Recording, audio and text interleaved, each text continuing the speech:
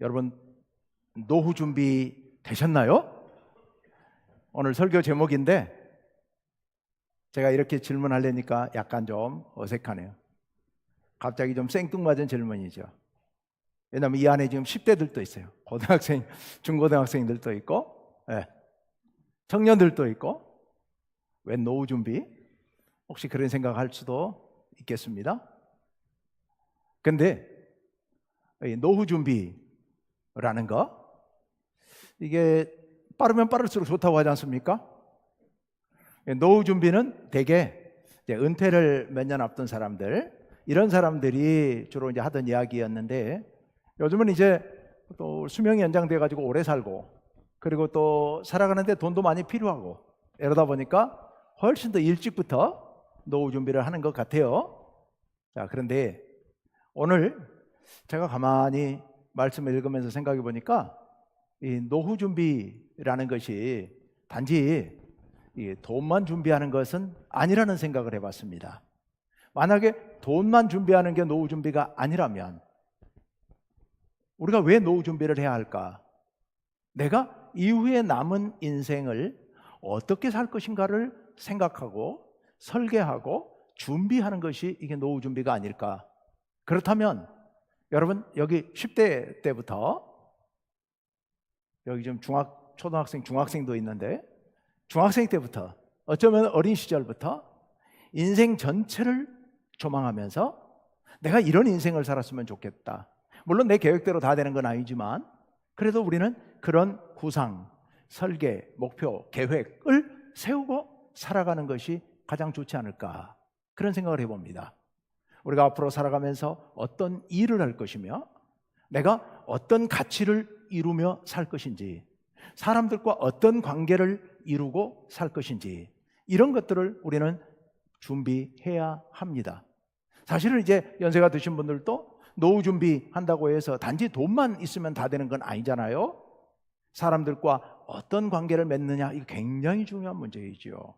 또 내가 나에게 주어진 많은 시간을 어떻게 보내면서 살 것인가, 어떤 가치 있는 일을 하면서 살 것인가, 이런 생각들을 하고 준비하는 것, 이게 진정한 노후 준비일 겁니다.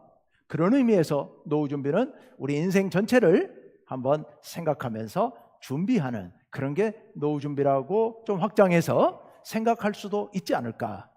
자, 그렇다면 우리는 지금부터 미리미리 생각해야 되죠.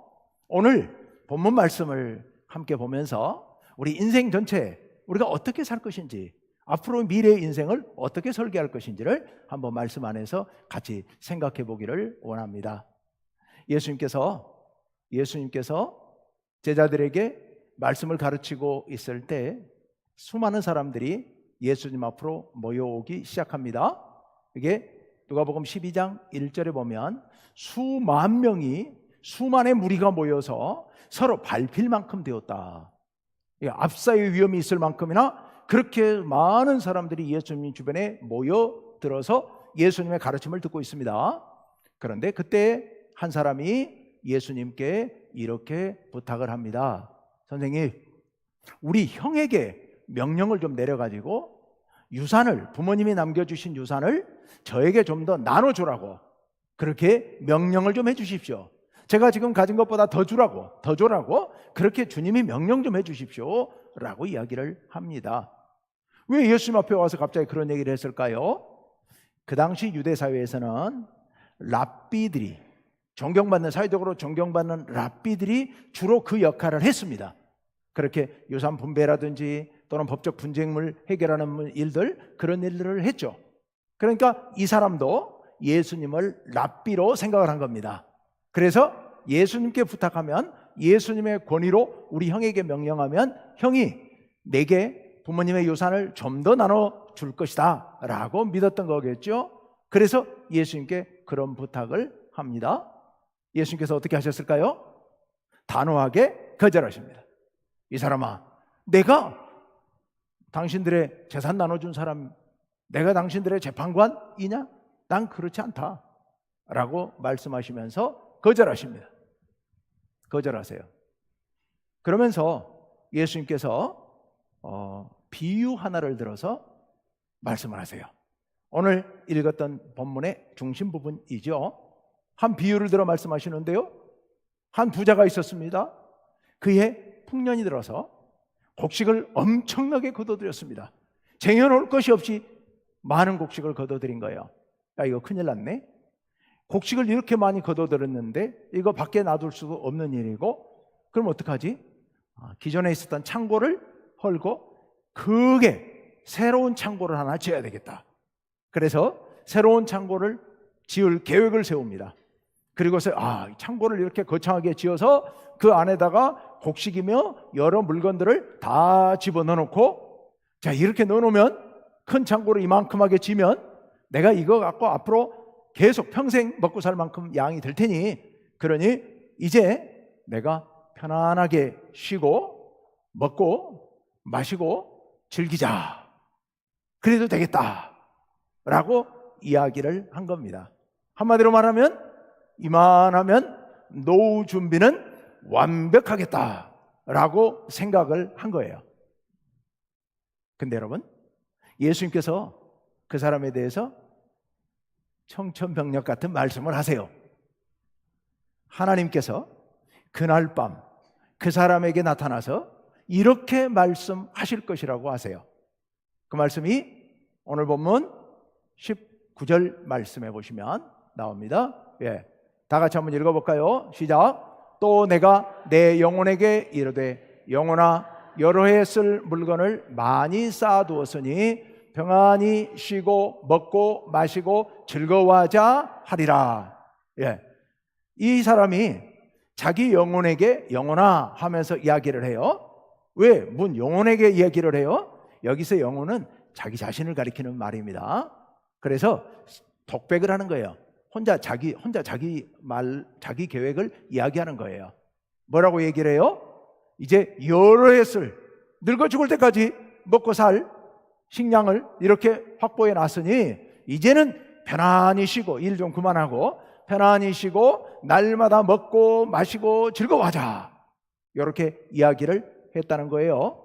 그러자 그 다음 20절에 예수님께서 이런 말씀을 하십니다. 다 같이요. 하나님은 이르시되 어리석은 자여, 오늘 밤에 내 영혼을 도로 찾으리니 그러면 내 준비한 것이 누구의 것이 되겠느냐 하셨으니. 아멘.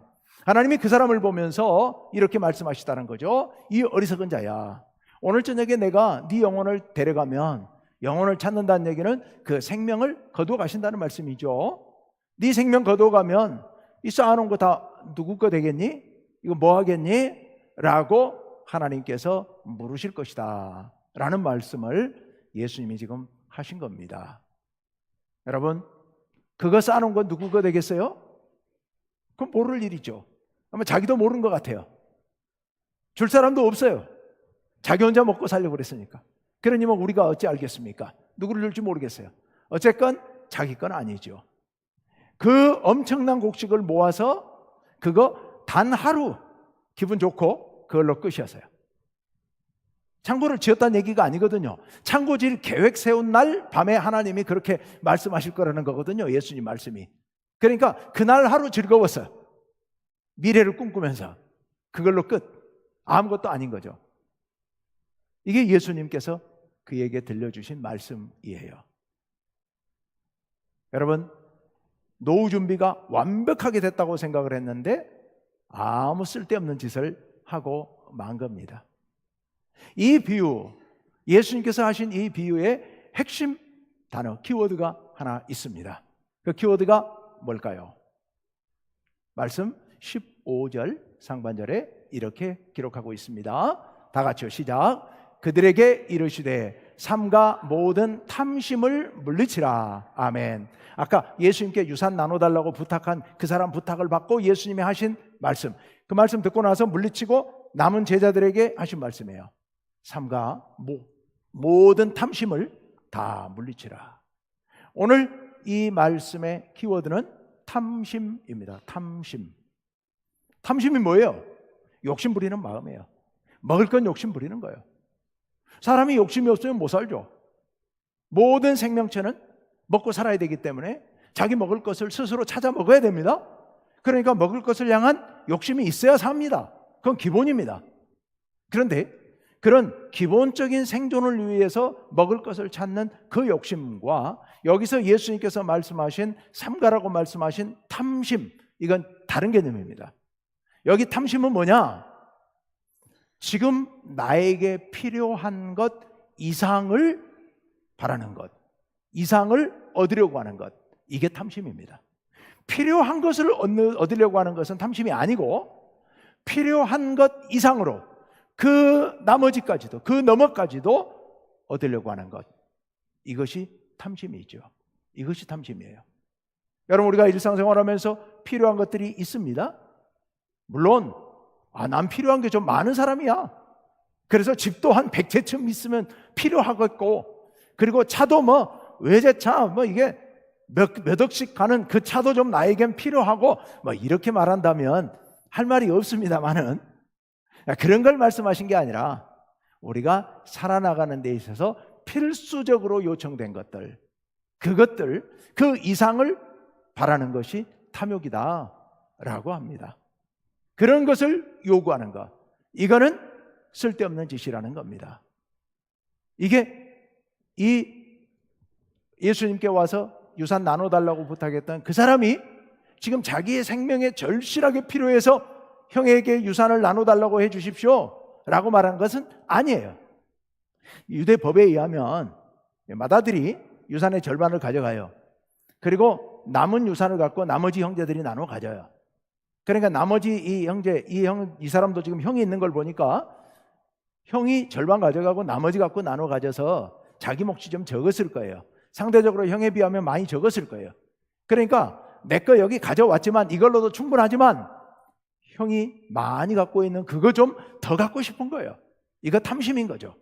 그래서 예수님께서 탐심을 삼가라라고 말씀하신 겁니다. 이 예수님께서 비유로 말씀하신 그 어리석은 부자 한번 보십시오.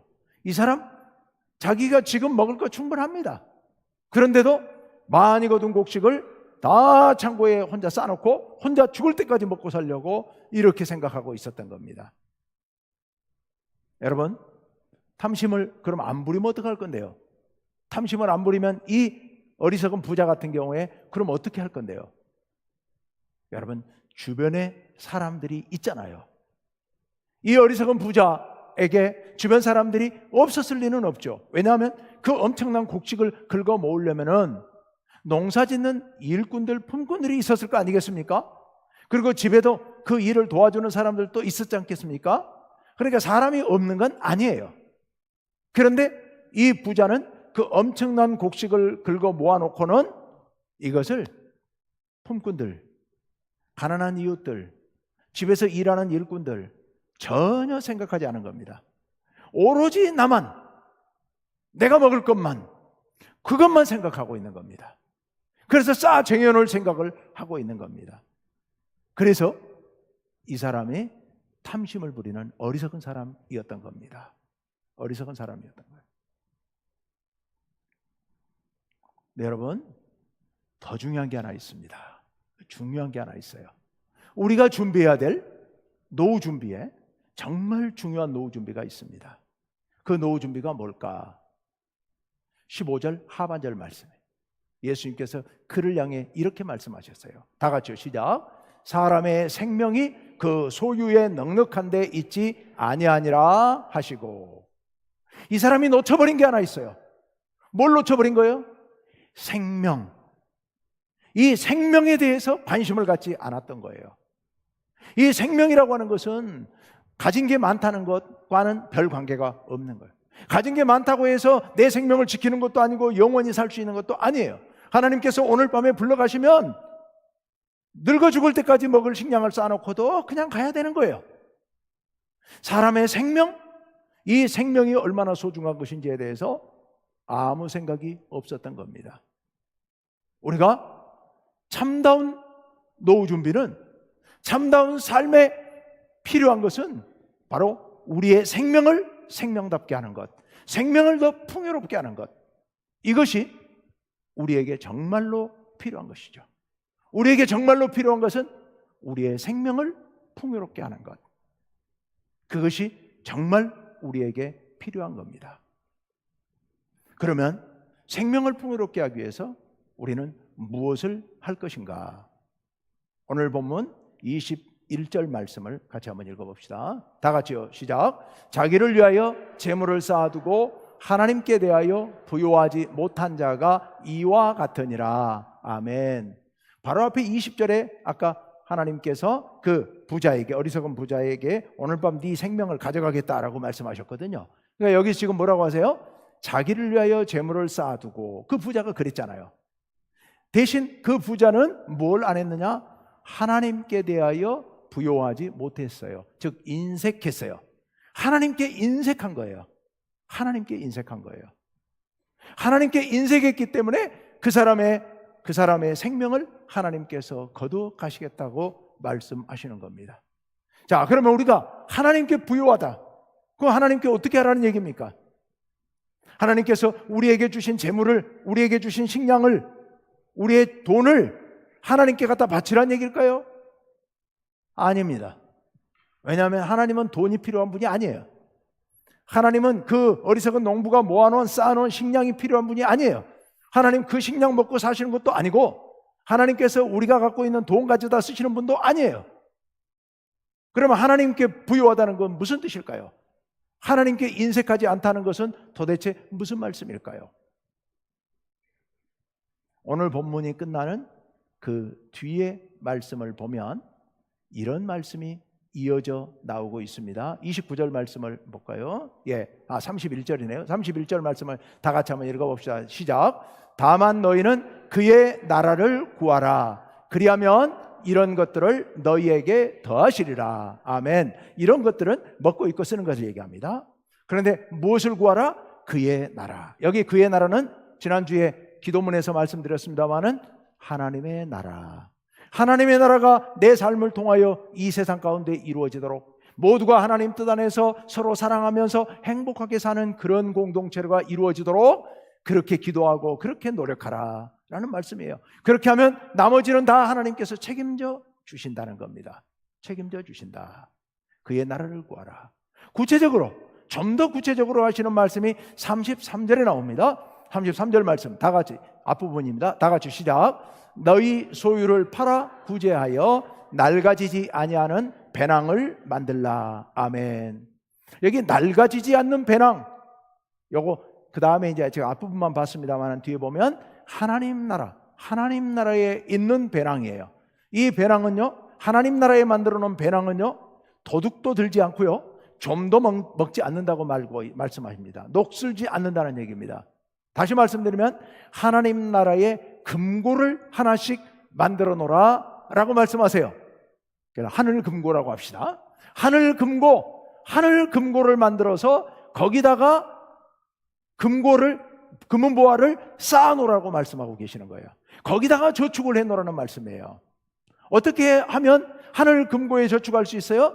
너희 소유를 팔아 구제하여, 너희 주변에 있는 가난한 이웃들, 불행한 이웃들, 갑자기 고난을 당하고 어려움 당한 이웃들, 그들을 돕는 것, 그렇게 도와서 하늘의 금고에다가 재물을 쌓아놓으라 라고 말씀하십니다.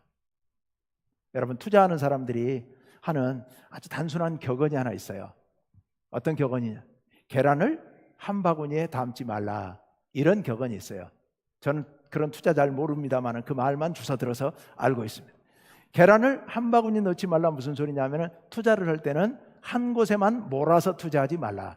분산해라, 분산. 왜? 위험할 수 있으니까. 위험을 분산하란 말이에요. 오늘 이 본문 말씀에 딱 적합한 말씀이라고 생각을 합니다.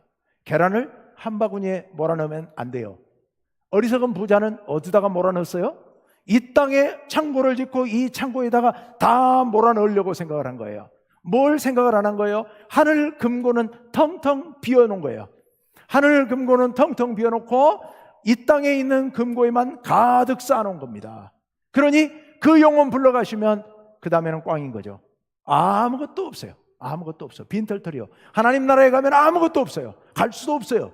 왜? 거기 금고에는 아무것도 안 넣어놨기 때문에요. 그렇게 많은 식량을, 곡식을 얻었는데도 이웃에 대해서는 단 한 번도 돌아볼 생각을 않고 자기 혼자 잘 먹고 잘 살 생각만 했기 때문인 거예요. 여러분, 노후 준비.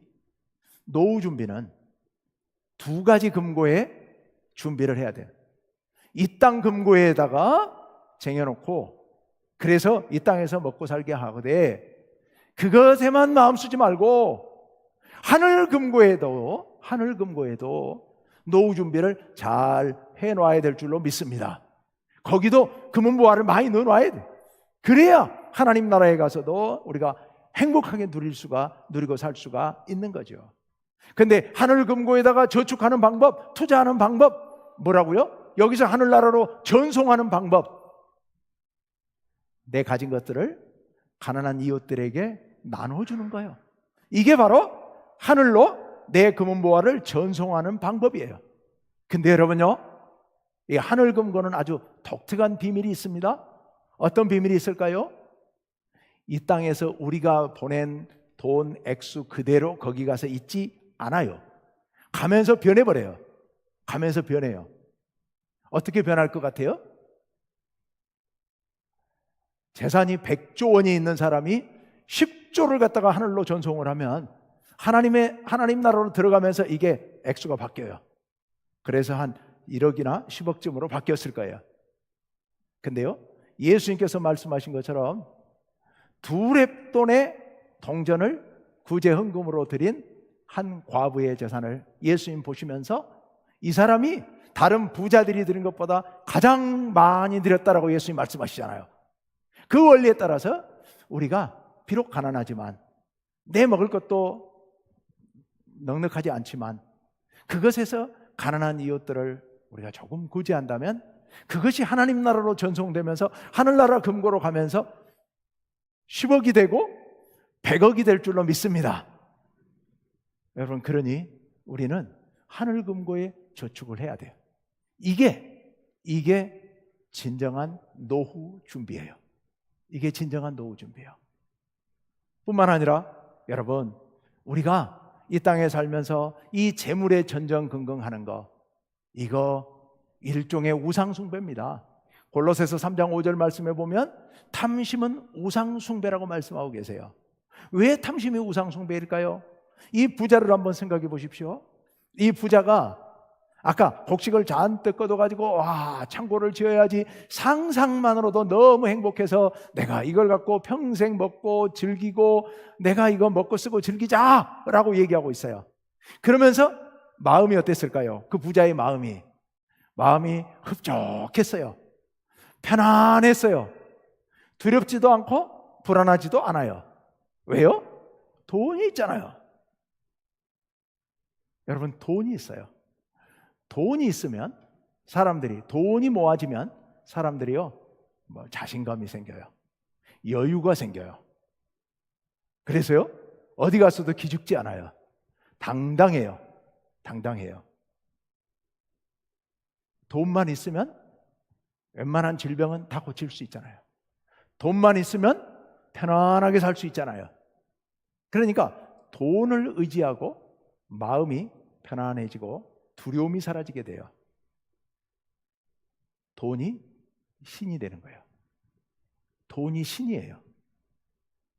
여러분, 우리는 하나님을 의지하고 마음이 편안해야 되고 두려움이 없어져야 되고 당당해야 돼요. 근데 하나님을 의지하는 게 아니라 세상 모든 사람들은 다 돈을 쌓아놓으면 마음이 든든해져요. 돈을 믿게 되거든요. 하나님을 의지하지 않게 되거든요. 이게 신앙의 결정적인 문제가 생기는 겁니다. 그래서 여러분, 돈 갖지 말라는 말씀이 아니에요. 열심히 돈 벌지 말라는 말씀도 아니에요. 열심히 일하셔야 됩니다. 열심히 돈을 모으셔야 됩니다. 그리고 그 돈을 잘 사용하셔야 됩니다. 단 여기서 한 가지 조심할 게 하나 있습니다. 돈을 제발 떠받들고 살지 마세요. 돈을 머리에 이고 사시면 안 돼요. 그래서 머리 위에 돈이 잔뜩 있으니까 이것 때문에 든든하고 돈이 나를 지켜줄 것 같고 이렇게는 살지 마세요. 여러분, 돈은 우리의 삶의 수단입니다. 하나님께서 우리로 하여금 편히 살라고, 잘 살라고, 지혜롭게 살라고 하나님께서 우리들에게 주신 수단이에요. 그러니까 열심히 모아서 열심히 일해서 모으는 거 좋습니다. 그런데 그 돈에 매이지 마시고 그 돈을 자유롭게 쓸 수 있어야 돼요. 돈을 지배해야 된단 말이에요. 내 마음대로 할 수 있어야 되는 거예요.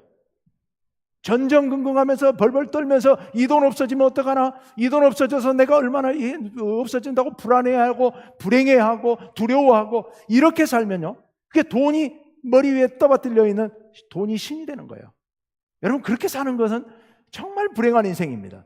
정말 불행한 인생이에요. 우리는 하나님을 모시고 돈은 다스리면서 그렇게 살아가야 우리의 삶이 진정 행복한 삶이 될 줄로 믿습니다. 여러분, 우리 노후 준비 잘하고 삽시다. 여기서 노후 준비는 이 땅에서 삶만이 아니라 하나님 나라에서 살 사후 준비, 하나님 나라에 살 그 삶의 준비까지도 우리가 해야 될 줄로 믿습니다. 그러려면 어떻게 해야 돼요? 돈에서 자유로워져야 돼요. 열심히 일하되 돈을 마음대로 지배하면서 그 돈에서 가난한 이웃들에게 나눠줄 수도 있고 필요하면 다른 사람을 도울 수도 있는 이런 여유로운 마음, 그런 마음을 갖고 살아가신다면 우리가 이 땅에서 노후 준비도 또 저 하나님 나라에서 노후 준비도 될 줄로 믿고요. 여기에 기본 전제는 우리의 생명은 누구에게 달려있다? 하나님께 달려있다. 오직 하나님만을 믿고 섬기면서 하나님 은혜 안에서 살아가시는 그런 행복한 여러분 되시기를 간절히 바랍니다.